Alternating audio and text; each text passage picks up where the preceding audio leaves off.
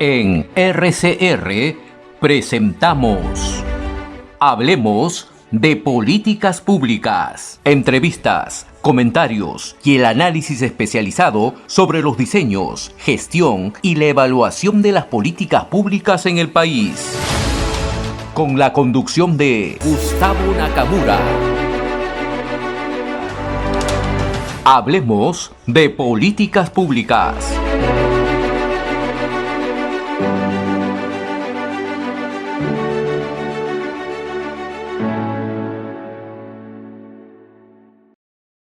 Invitado a Víctor Andrés Ponce, quien es el director del diario El Montonero. ¿Cómo estás, Víctor Andrés?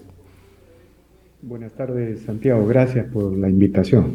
A ti. Quería plantearte un par de temas. Primero, que nos hagas un examen, un análisis de cómo se está comportando la oposición, partiendo de la siguiente premisa. El gobierno ha cambiado de estrategia. La oposición, por lo menos en el Congreso, sacando a la Fiscalía, que ejerce un poco de oposición, digamos, la oposición del Congreso, siguen la misma estrategia, interpelaciones, llamados a vacancia, que aún no tienen los votos, las interpelaciones y las censuras casi no importan, porque al final ponen a un ministro igual o peor, ¿no? Entonces, ¿cuál es tu examen de cómo está actuando, qué debería hacer, cuáles son tus ideas sobre la oposición? Bueno, primero antes de describir el momento presente, quisiera hacer una pequeña reseña sobre la actuación de la oposición en general y sobre todo la del Congreso, ¿no? Yo creo que en términos generales, la oposición el año pasado y los primeros meses de este año ha cumplido su papel en el sentido siguiente. Ha evitado la constituyente, ha evitado las nacionalizaciones, ¿no? Un solo ejemplo de la enorme importancia de esto. Si no se hubiera evitado la constituyente y por lo tanto el Perú estuviera en marcha hacia la constituyente, ninguna investigación fiscal tendría valor. En el sentido siguiente, digamos, la euforia o el camino de demagogia y populismo que se hubiera abierto en el Perú hacia una nueva constituyente, hacia una asamblea constituyente, hubiera enterrado cualquier posibilidad de investigación fiscal, simplemente hubiera ahogado a las instituciones en términos generales. Entonces, la clave que el día de hoy podamos seguir persistiendo en la democracia y en los objetivos de la libertad es el hecho político fundamental el año pasado de haber evitado la constituyente, las nacionalizaciones, de haber comenzado a recuperar algunas instituciones como el Tribunal Constitucional, y en este contexto las instituciones han comenzado a renacer. Víctor Andrés, sí. Me gustaría plantearte una discusión en torno a las dos cosas que planteas, ¿no? Señalas que la oposición que la oposición ha parado tanto la constituyente como las nacionalizaciones. La pregunta es, ¿realmente el gobierno ha estado buscando esos dos objetivos o han sido un distractivo hacia la oposición mientras que ellos han infiltrado todo el Estado? Pregunta. No, mira, yo sí creo que ese era el objetivo central de toda la izquierda. Estoy hablando del sector de Pedro Castillo, que ahora está en Palacio, de Perú Libre, del Movadef, de Juntos por el Perú, en general de toda la izquierda. Si la izquierda hubiera logrado eso, estaríamos en un momento revolucionario en el país. No tengo la menor duda. Lo que pasa es que cuando se evita la constituyente, en el Congreso y con las movilizaciones ciudadanas, el gobierno entra en un limbo, ¿no es cierto? No puede gobernar contra la Constitución. En primer lugar, no puede desarrollar nacionalizaciones, tiene que mantener el modelo económico en términos generales. Y en ese contexto produce algunas normas que intentan modificar el modelo económico, como estas leyes laborales sobre la tercerización, la sindicalización, pero en términos generales el gobierno no puede gobernar contra la Constitución, no puede disponer de los recursos públicos, no puede tomar el sector privado y desarrollar políticas demagógicas y populistas. Y en ese contexto las instituciones vuelven a renacer, como está sucediendo con el Ministerio Público. Las investigaciones que desarrolla el Ministerio Público y la señora fiscal de la Nación están demostrando que las instituciones en general en el país funcionan. Entonces, yo quiero reseñar todo esto porque el Congreso se ha cumplido un papel fundamental en este momento. Lo que pasa es que a medida que la crisis se va profundizando, sobre todo conociendo estas redes delictivas alrededor del Palacio de Gobierno, ¿no? El Congreso no puede formar una mayoría suficiente, de acuerdo a la Constitución y al reglamento del Congreso, para vacar al presidente o inhabilitar a los miembros del Ejecutivo. Y no puede formarla no porque hayan traiciones o no traiciones, no puede formar por una razón muy sencilla. Los 37 congresistas que fueron elegidos por Perú Libre, a pesar de que se han fragmentado en varias bancadas, siguen votando igual y defendiendo al gobierno. Si a eso le sumamos los 5 de Juntos por el Perú, tenemos 42. Y si a eso lo sumamos los 10 o 12 niños que se conocen, bueno, ahí están los más de 50 votos que evitan la vacancia y la inhabilitación del presidente. Entonces, en este contexto, empiezan a aparecer muchos hechos que desacreditan al Congreso, como la condena de un congresista y su obligación a que purgue cárcel, la violación, la supuesta violación, la denuncia de violación de uno de los congresistas contra una trabajadora. Todos estos hechos lamentables, censurables, condenables desde todo punto de vista, van constituyendo una situación adversa contra el Congreso. Pero yo lo que quiero señalar es que siempre debemos recordar que quien ha destruido el país, quien ha frenado la economía, quien ha producido este colapso económico, social e institucional es el gobierno, ¿no? Y el otro elemento que quiero señalar es que cualquier salida a considerar, si es que tiene que ser dentro de los marcos de la Constitución, tiene que ser a través del Congreso, no hay otro camino.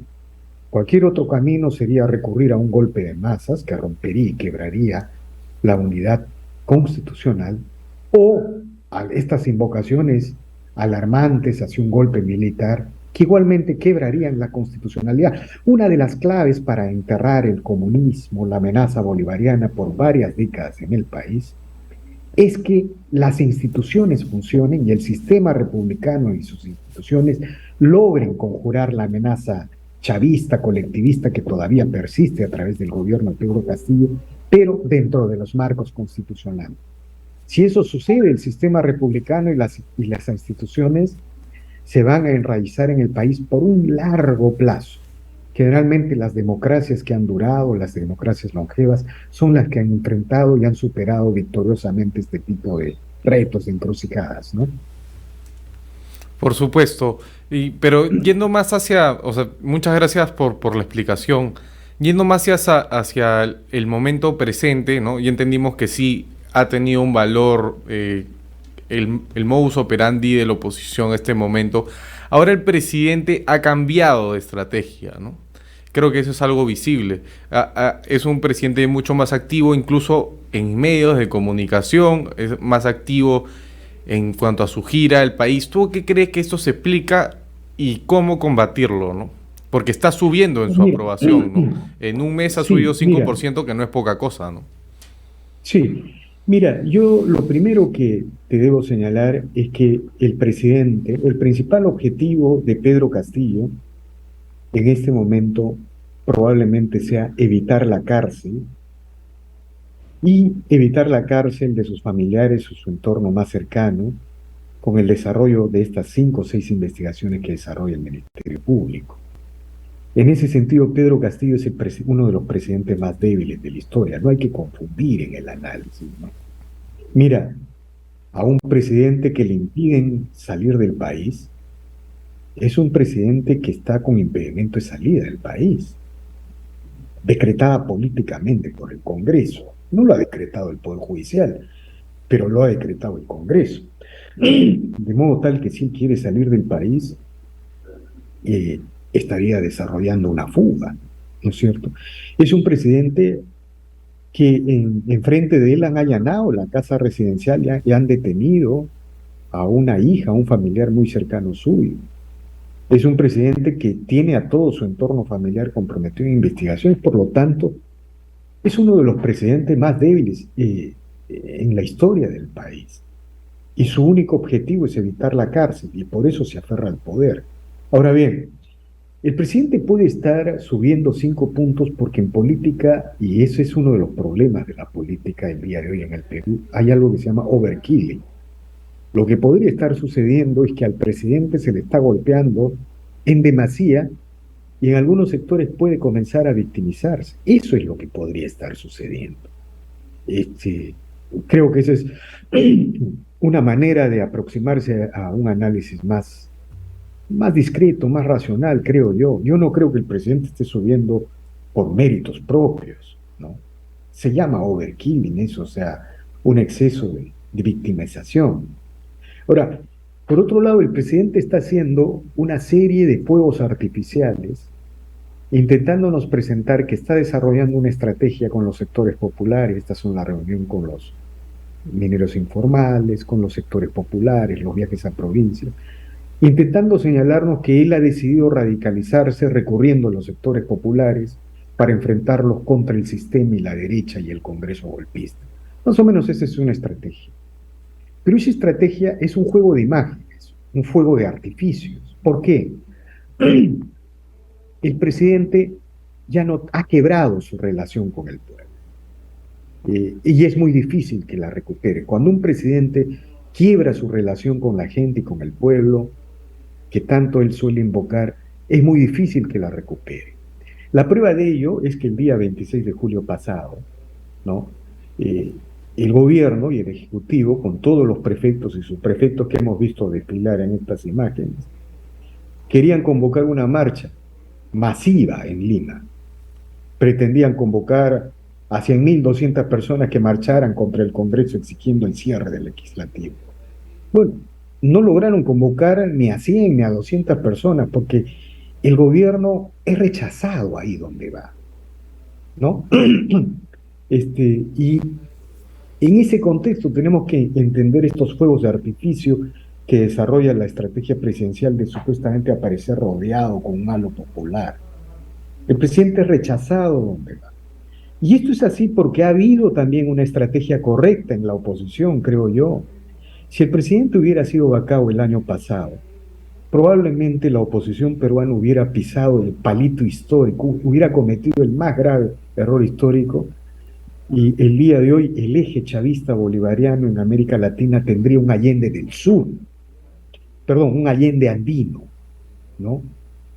Tendrían un Allende andino, y la marcha del 26 a la que me refiero hubiera sido masiva y popular. Y un Allende andino no solamente para lanzar una contraofensiva social, popular, ante una eventual vacancia el año pasado, en la que, digamos, no hay partidos políticos para enfrentar esa contraofensiva social y popular, ¿no es cierto? Y si no le servía para recuperar el poder o desatar una constituyente, bueno, el eje bolivariano hubiera tenido su Allende andino por 5 décadas, hubiera tenido un relato de 5 décadas, como lo han tenido los chilenos con el Allende del 73 hasta la culminación de la Convención Constituyente ahora. Entonces, creo que hay que...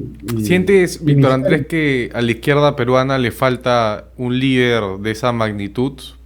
Yo que estudiaba en la Católica, como tú sabes, sentía que le trataban de dar este halo heroico a Velasco, pero dentro de todo es un dictador, fue un dictador, ¿no? Tú, desde tu experiencia como ex militante de izquierda, ¿qué crees que le faltaba a la izquierda peruana? ¿Un mito? Sí, mira, a la izquierda peruana Sendero le ha hecho mucho daño, ¿no? Digamos, lo que pasa es que con y con gran habilidad derivaron hacia esas corrientes neomarxistas, disolvieron los viejos partidos de izquierda, abandonaron los viejos programas comunistas y se dedicaron a defender programas parciales, ¿no? En derechos humanos, en ecología, en educación. Y poco a poco fueron construyendo un sistema institucional, llegaron a controlar instituciones en el país y crearon lo que algunos llaman, o yo he llamado también, una república caviar. Claro. Y la mayor expresión de esa república caviar fue la elección de Castillo, ¿no? Entonces, a esa izquierda le ha faltado, digamos, no solamente le ha faltado un mito, una leyenda, El día de hoy vemos que le ha faltado un partido, le ha faltado cuadro, le ha faltado un programa. Esta idea de gobernar sin formar partidos, sin ganar elecciones, es la expresión, la máxima expresión está en Castillo. La izquierda progresista creyó que iba a controlar a Castillo y bueno, Castillo simplemente terminó sacándolos del Estado, ¿no? Víctor Andrés, y justo en base a lo que tú has dicho de la República Caviar y este cambio que ha habido en el Estado entre los caviares y, digamos, los chotanos, por ponerlo de alguna manera, ¿tú crees que cuando se dé la transición de gobierno, si es que en algún momento llegue a caer, digamos, Castillo y haya un gobierno democrático, crees que se tiene que emprender una transición como si se tratara de una transición de régimen, es decir, como lo que vimos en el 2001 y en esa época, con una comisión de la verdad, con justicia transicional, ¿no? ¿Crees que debemos caminar hacia pensar eso o simplemente No, un cambio de gobierno más? no, yo creo que hay que iniciar una transición política, ¿no? Mira, la transición que hicieron los progresistas con la caída del Fujimorato no fue una transición, porque fue una transición para excluir a un sector político. La prueba de ello es que el Fujimorismo llegó a, a dos segundas vueltas, ¿no? Pero en medio de relatos, de esquemas institucionales de exclusión política. Bueno, el resultado es Castillo. Cuando uno se niega a una transición, cuando uno se niega a continuar una guerra en diferentes intensidades, ni la derecha se renueva, ni la izquierda se renueva. Y la prueba de ello es lo que vivimos hoy en el Perú. Mira, salvando las distancias, más allá de que ahora sean procesos en plena involución, en España hubo una transición, hubo un acuerdo político en la que las fuerzas políticas contendientes decidieron evitar las exclusiones, evitar la guerra política. Bueno, surgió una derecha renovada, surgió una izquierda renovada, eso está terminando, lo mismo pasó en Chile. Surgió una derecha renovada, una izquierda renovada, y si bien están terminando esos procesos, porque junto a las derechas y las izquierdas renovadas, ahora están surgiendo, sobre todo por el lado de la izquierda, las izquierdas antiguas, las izquierdas marxistas, comunistas, chavistas o neomarxistas, que impulsan la guerra en general contra los otros sectores políticos. El Perú necesitó una transición y necesitamos una transición. No podemos, digamos, superar el desastre nacional que ha desatado Castillo sin organizar una transición que implique construir relatos inclusivos, explicaciones inclusivas, porque los hombres no solo comen pan, comen fábulas, comen relatos. Eso es lo que demuestra Chile, Perú y Colombia, ¿no es cierto? Entonces necesitamos una transición con relatos inclusivos, necesitamos una transición con reformas políticas fundamentales, necesitamos devolverle a los partidos políticos el protagonismo en el sistema republicano, porque en la República Caviar le hemos quitado el protagonismo a los partidos, y bueno, el resultado es Castillo y todo lo que vemos. Y 13 bancadas, claro. Claro, ¿no? Entonces hay que refundar.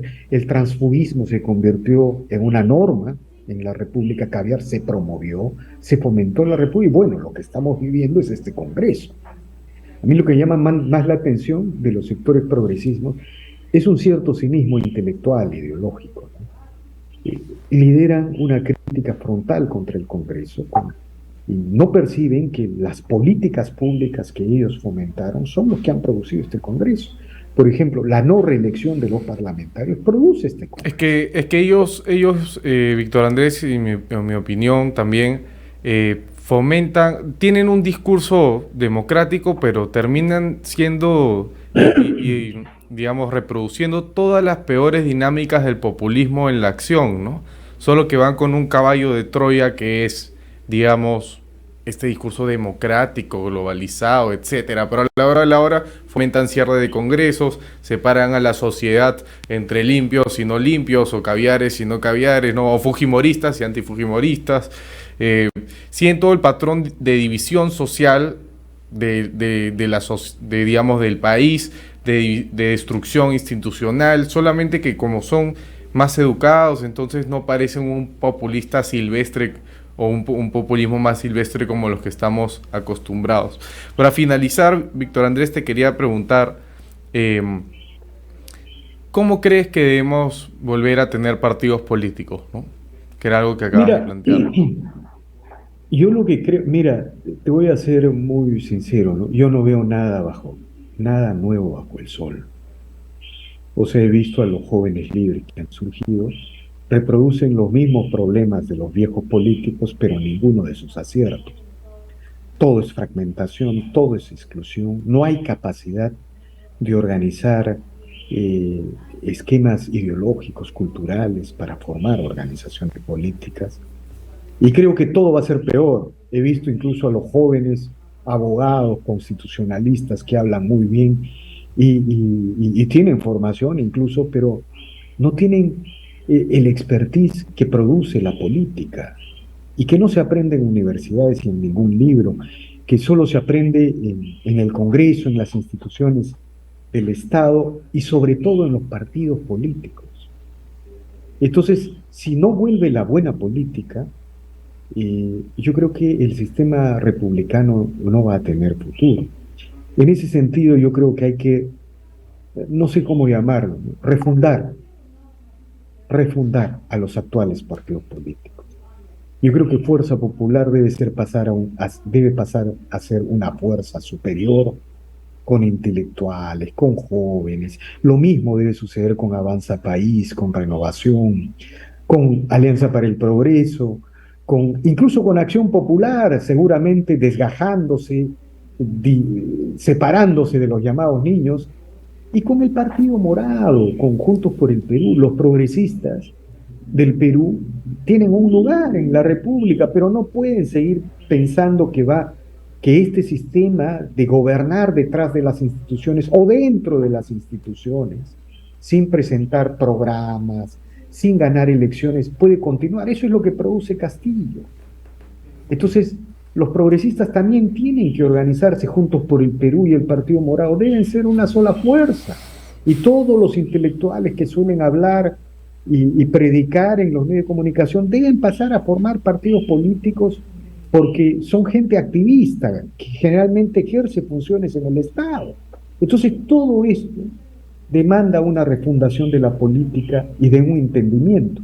El día de hoy, las izquierdas y las derechas, por ejemplo, no pueden conversar porque no hay referentes en ambos lados.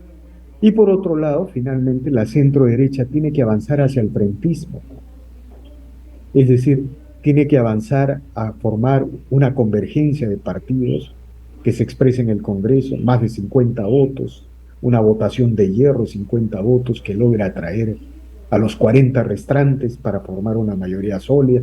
Pero esa misma convergencia, ese mismo frente tiene que expresarse en las regiones, en los distritos, porque no hay manera de volver a la base, al mundo popular, que es donde tenemos que enfrentar al comunismo de aquí y a largo plazo, ¿no? Finalmente, yo quería decir algo. Esta crisis, que es devastadora, este nivel de tocar fondo hasta el límite, hasta lo más profundo de los sótanos, de los abismos, está produciendo grandes cosas en el Perú. En primer lugar, creo que el comunismo y el progresismo están desmoronándose ladrillo por ladrillo, y si surge una propuesta alternativa, democrática, del centro hacia la derecha, nos vamos a vacunar por varias décadas de comunismo y progresismo, ¿no? Esas son las cosas positivas que tienen las desgracias o los procesos de destrucción nacional como el que vivimos. Pero dentro de todo es un ciclo, ¿no? Puede que haya pasado lo mismo con García I y con el terrorismo, pero hemos vuelto. Muchas gracias, Víctor Andrés, por aceptar la invitación. Creo que el tiempo ha quedado sumamente corto para todo lo que nos puedes decir, así que dentro de pronto estaré volviendo a invitar a este espacio. Los invito a todos a seguir y a leer a Víctor Andrés y a demás columnistas geniales que tienen en El Montonero. Muchas gracias, Víctor Andrés. Hemos presentado Hablemos de Políticas Públicas. Nos reencontramos en nuestra próxima edición.